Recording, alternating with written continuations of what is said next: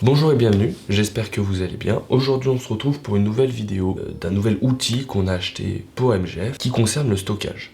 Étant donné qu'on est une entreprise d'audiovisuel, le stockage est obligatoire dans notre domaine. On a par exemple des projets qui font plus d'1 Tera, donc il faut savoir le stocker étant donné que nous on a une garantie d'1 an des fichiers clients. Du coup, on est obligé d'avoir une baie de stockage. On a voulu voir plus haut, essayer de recentraliser le stockage, d'avoir tout en un seul point et de pouvoir être accessible à tout le monde. Donc pour ça, et du coup c'est là où j'en viens, aujourd'hui nous avons un petit serveur qu'on va monter, on appelle ça un serveur NAS, quelque chose qui va être branché en réseau, qui a pour but de mettre des racks de stockage. Donc là il n'y a pas de disque dur encore, hein, mais là imaginez qu'il y a un disque dur de 10 Tera à peu près. Tout ça va être mis en réseau, ce qui va permettre aux autres personnes travaillant dans MGF d'y avoir accès et de pouvoir complètement récupérer les données et travailler avec ces données-là. Et l'objectif que j'ai de ce NAS, c'est de pouvoir faire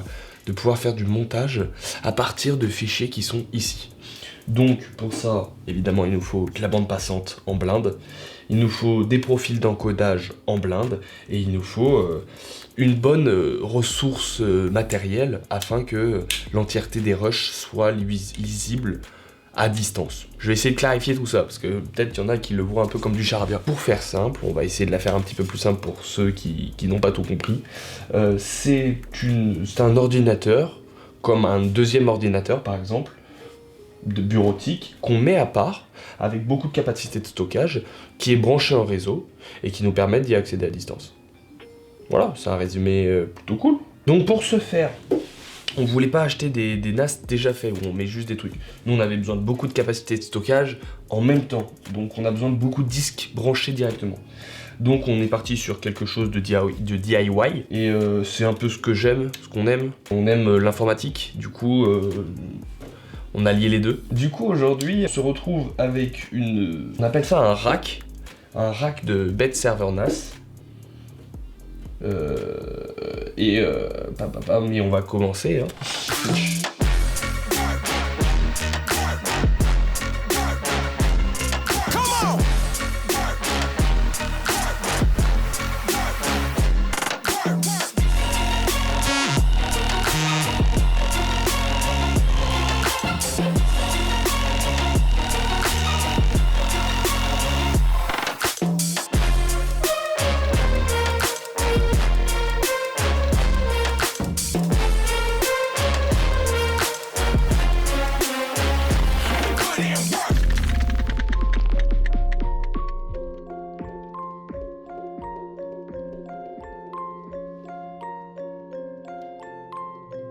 Bon, on a bien avancé, des news qui sont arrivées qui n'étaient pas forcément prévues, voyez-vous.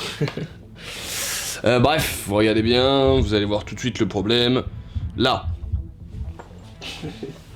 Alors si y en a certains qui l'ont pas, il est lâché, il y a le problème. Et parlons même pas de la carte graphique, mais elle rentre pas non plus. Hein. Bref, donc on a ces deux problèmes, pardon. Mais il y a des solutions à ça. Bon, pas pour la carte graphique pour le moment. Ce que j'imaginais, c'est au lieu de la mettre comme ça, tu vois. L'airflow sera pas ouf. Sinon de la déporter, de la sortir. Donc on va voir. Pour l'instant, la carte graphique, elle nous aurait permis d'encoder. On va voir, on va commencer à le monter. S'il y a besoin d'une carte graphique, je trouverai une solution. Si on n'a pas besoin... pas de solution. En plus, elle consomme de ouf. Donc si on fait tourner le NAS tout le temps, c'est pas forcément la meilleure des idées. Là, on va passer à l'allumage. Donc normalement, il n'y a aucun souci. Hein, c'est pas un nouveau PC que je monte, hein, Inch'Allah. Et on va du coup passer aussi à la deuxième étape, qui est la désinstallation de l'OS précédent qui était Windows. Pour passer sur du coup TrueNAS Scale. On va tester tout ça. On va voir si tout bien s'allume. Inch'Allah. Et passons aux choses, hein. Let's go, il n'y a plus qu'à.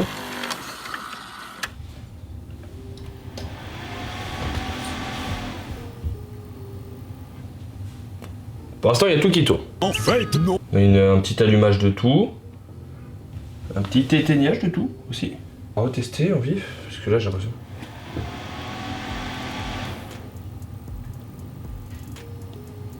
Ah, là il reste allumé. Ok, j'ai un signal.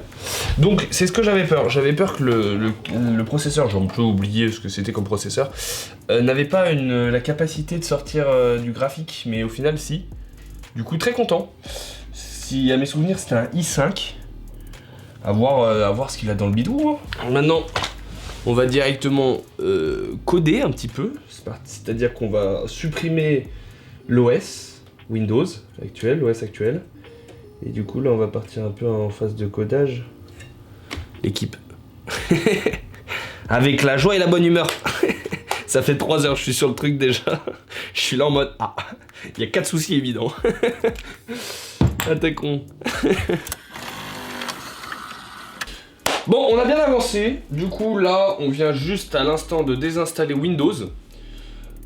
Donc le PC est entièrement vide. Comme vous voyez, on est sur le menu boot de la carte mère directement.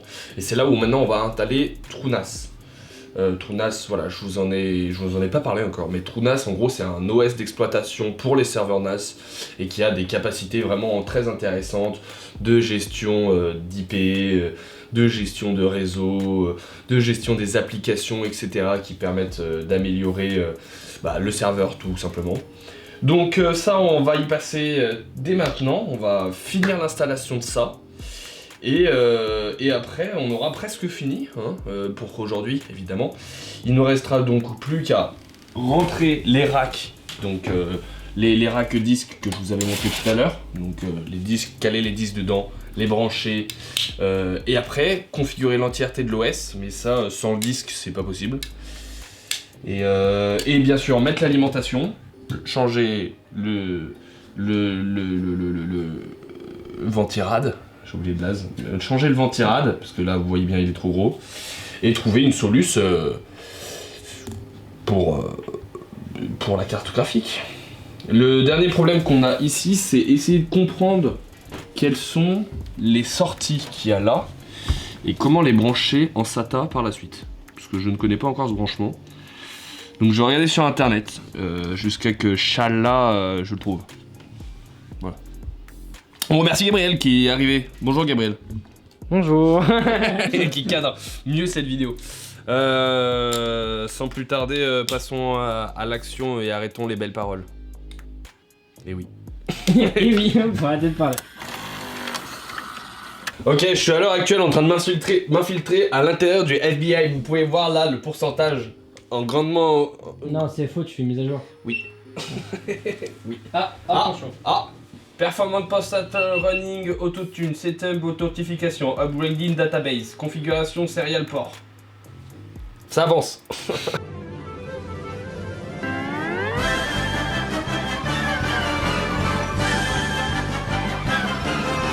Pourquoi on s'est jamais lancé dans le hacking et volé réellement genre un peu d'argent?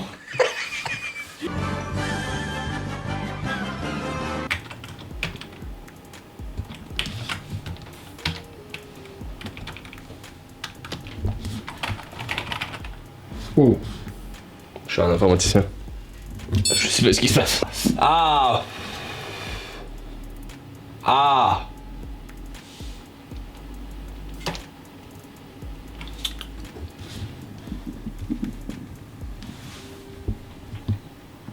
Il y a beaucoup de chiffres mais je comprends pas beaucoup. Le plus important c'est pas de comprendre.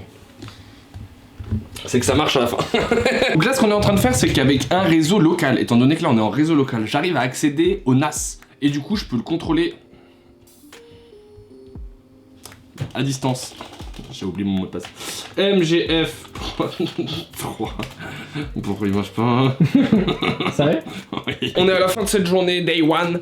On vient de finir l'installation de TrueNAS. Alors à l'instant on vient de l'éteindre, donc à l'heure actuelle vous voyez sur l'ordinateur qu'il est en train de rechercher en local le NAS qui du coup est déconnecté parce qu'on vient d'éteindre. Oh, du coup il est un peu con. Oui, voilà. Bref, on est enfin arrivé à installer l'OS, tout marche. Il est contrôlable qu'à distance pour le moment, après on va voir comment on s'organise pour le contrôler en interne. C'est la merde un peu, hein. Non, ça va. Ça va. Là c'est juste le l'installation de demain. L'installation de demain est compliquée étant donné que demain voilà, je vais devoir configurer les trucs et peut-être du coup réinstaller à l'intérieur Linux pour pouvoir avoir un dashboard à l'intérieur. Est-ce que ça me sert? Non, mais c'est stylé. Bref, demain est une nouvelle journée. On a bien attaqué aujourd'hui. On n'a pas branlé grand chose pourtant qu'on y a passé énormément de temps. Mais demain sera une journée qui va devoir être rythmée par les bruits des bips.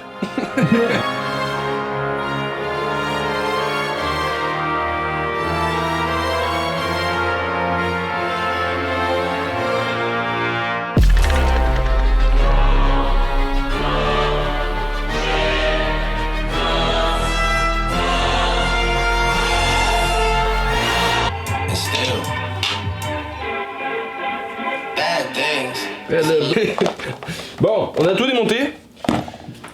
Il y en a que 2. Pourquoi? Parce que Gabriel, qui était là hier soir, je lui ai demandé de commander 3 câbles. 3 câbles, hein, la consigne était claire. Hein, 3 câbles. Alors les câbles étaient compliqués à trouver, mais il a trouvé les bons. C'est vrai qu'il a fait le plus dur. Mais il a pris 2 câbles. C'est mon Gabriel à moi. Faut pas le dire. Donc ici on a la carte qui permet de la conversion entre SATA et PCIe, donc le branchement d'une carte graphique en gros. Et ça va être cool pour rentrer des données. Vamos! On va pouvoir configurer tout le reste, hein, ça va être bien maintenant, hein. Attaquons, hein, y a plus qu'à... J'ai envie. C'est faux, ça va être long.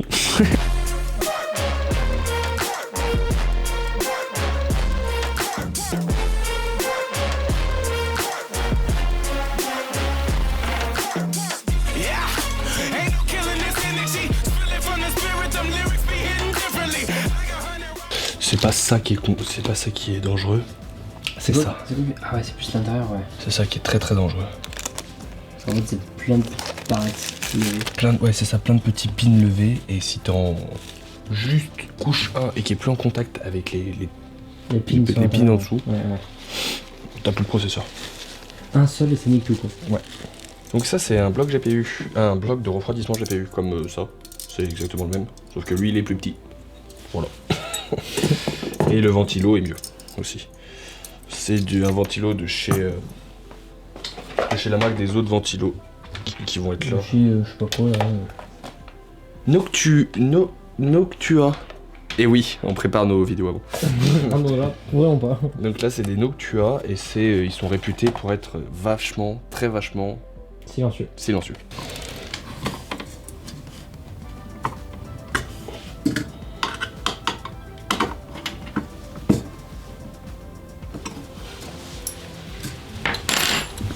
Vraiment, fallait pas plus, hein. Vraiment. De la pâte?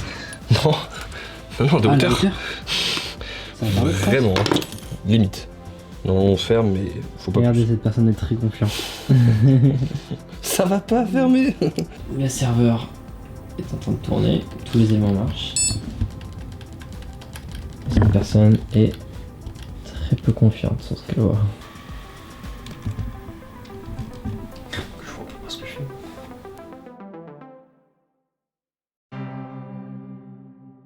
Comme vous pouvez voir ici, donc on a l'alimentation qui est arrivée. J'ai essayé de faire un câble management afin que les ventilos puissent faire circuler l'air tranquillement. On a ici une carte d'acquisition SAS qui du coup permet de brancher la baie de disque dur et du coup notre premier disque est là enfin enclenché. Donc ça régale. Avant il était là branché en SATA là-dessus, mais c'était chiant. Donc on l'a enfin, elle chauffe de fou et en plus elle a pas la place. Donc comme vous pouvez voir dessous, j'ai pris des câbles PCIe et je l'ai mis sur le côté comme ça.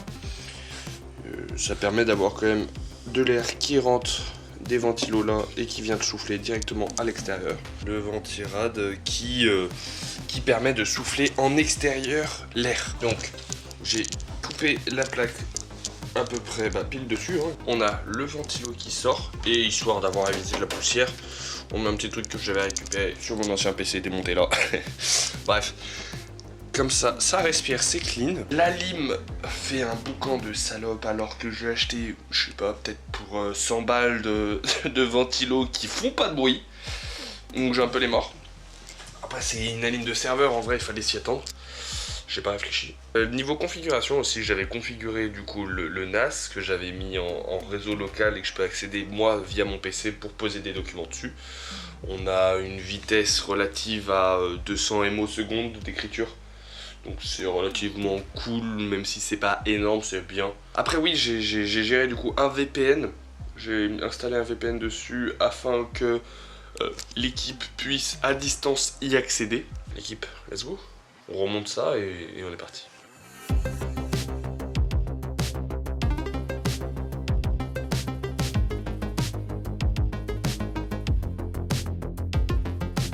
Ah oui, petit truc que je vous ai pas précisé, qu'est-ce qu'on a ici avec l'alimentation dessus? On avait ici une carte graphique que je voulais installer exactement à la place du contrôleur SATA là. Je voulais installer une petite carte graphique, donc GTX 1050 Ti, qui permettrait d'encoder des vidéos, etc. Mais comme le contrôleur SATA m'achorave la place... Alors, on se retrouve à peu près environ une semaine après. On a installé à la gitan le PC. Non, en vrai, vous pouvez trouver que ça fait un peu gitan. Moi, je trouve ça un peu cool. Ça va dans la déco de la pièce. Déjà, la pièce est petite, donc faut s'y habituer tout de suite. Hein. Et on a un truc qui chauffe et qui fait du bruit loin de mon bureau. Ça, c'est bien. Parce que je peux travailler sans avoir un gros bourdonnement dans les oreilles. Ça, c'est cool. Parce que la lime fait plus de bruit que prévu. Faites toujours penser à ça quand vous montez un serveur. La lime, elle est pas là pour essayer de faire pas de bruit, hein. Elle est là pour essayer de ventiler sa race, surtout sur des allumes de serveur. Donc je t'ai baisé, c'est pas grave. Comme vous pouvez voir, on voit qu'on a qu'un seul disque qui est allumé. C'est notre, du coup pour l'instant c'est notre seul disque. Et c'est complètement modulable et facilement plaçable. Voilà, moi j'ai juste à caler un disque là. Hop, on le rack. Et sur l'intercom de TrueNAS, je peux le pré-régler et directement le mettre en transfert SHV. Si je me suis trompé, les coordonnées, enfin le vrai mot s'appuie ici. Voilà. Donc c'est vraiment intéressant et on est très content de l'avoir. Les températures jusqu'à présent sont pas trop. Il chauffe comme un bon serveur. On est à peu près en processeur au max, on est à 50 degrés et en moyenne on est à 38. Pour tout le reste des composants, le système est environ à 30 degrés constant. Quand on commence à le faire travailler, il monte à environ 40 max. Donc c'est relativement tranquille. Ça chauffouille un peu chill. Mais on est super content de l'avoir. On a déjà rempli la moitié du disque ici. C'est vraiment impressionnant. J'espère qu'en tout cas cette vidéo vous aura appris plein de petits trucs, qu'elle vous aura vraiment un petit peu fait plonger dans ce monde qu'est le hardware et le hardware surtout orienté NAS, serveur de stockage. N'hésitez pas à nous suivre sur les réseaux sociaux, à laisser des commentaires et à même poser des questions. Ça sera avec grand plaisir qu'on répondra à vos questions. Voilà. C'est bon, je me taille. Vamos, il est où mon chèque? Non, il y a pas de chèque. Il y a pas de chèque. Non. Attends, je fais genre, je finis bien. Allez, salut les petits loups. C'est pas ça que tu dis, non. C'est quoi, il est où le chèque? Joignez-nous sur les réseaux qui sont en description. Je vous remercie d'avoir suivi cette vidéo et je vous dis à une prochaine sur la chaîne d'MGF Productions. Salut. Plus jamais on fait de vidéo, c'est mort, on arrête l'audiovisuel.